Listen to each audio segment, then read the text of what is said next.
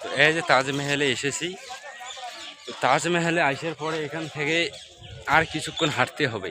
তো হাঁটার পরে আপনাদেরকে আমি অনেক যে এখানে পার্ক আছে, অনেক সুন্দর সুন্দর পার্ক আছে, প্লাস এইদিকে আপনার অনেক লোক আছে। তো আপনার মন আপনি যা খুশি ঘুরতে পারেন, বেড়াতে পারেন, এখানে কাউ কিছু আপনাকে বলবে না। বিন্দেশ আসতে পারেন। বিন্দেশ এই যে এদিকে একটা, এখানে যখন রাজা ছিল তখন এখানে পানি ছিল, এখানে অনেক কিছু ছিল। এখন তো এসব হয় না। তো